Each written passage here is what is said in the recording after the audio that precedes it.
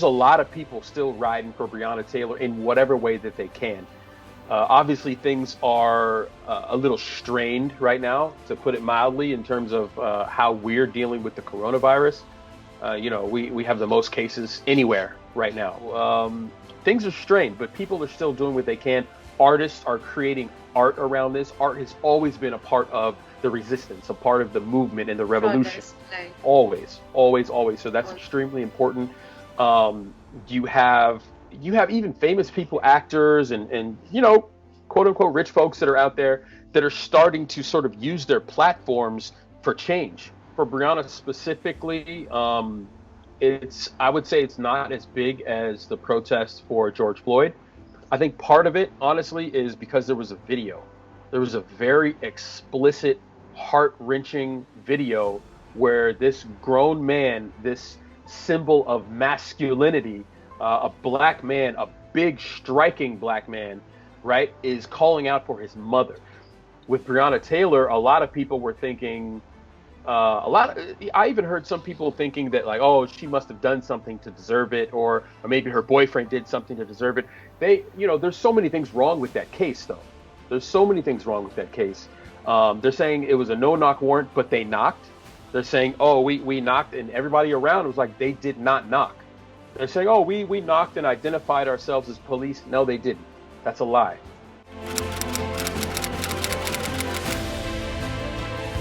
Well, of course she's black. That's a huge thing. She's also a woman. So you add all of these things up, and it becomes less of a priority to a lot of news stations out there. A lot of the narratives are like, oh, another black woman was killed, or another black woman disappeared, or a black man was shot, or something like that. And they sweep this under the rug until the people start to rise up, until it becomes a thing that says, hey, not only were they murdered by the police, but we have evidence. And that's when people start to sort of pay attention to what's going on. And then the news outlets, they come up, running up behind that, because they know there's going to be a lot of attention and a lot of cameras and things like that.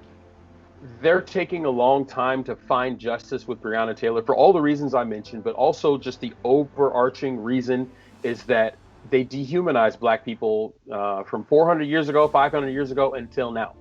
So they don't look at us as full human beings. They don't look at us as equals or anything like. I'm not saying we need to be equal and all that other stuff or whatever, but like as equal humans on this planet, right? With empathy, with feelings, with pain, things like that. And it's throughout all the studies that you look at, like all the facts are there. A lot of times something will happen with a policeman or a policewoman here in the States. They just move to another department. Like if it's bad enough where they actually have to resign or they're fired or let go, they just move to another department. Some of them willingly, they don't even wait to get fired. They just say, hey, you know what? I resign. And they'll go move and work for another police department, knowing that they murdered someone in cold blood. But a lot of times the departments don't share the information with each other. Like we need wide sweeping systemic change for it to have any difference here in the States. And I'm sure it's the same in other places too. In Brazil, which is 5 times as bad as the States in terms of the police and how many black people that they kill every year.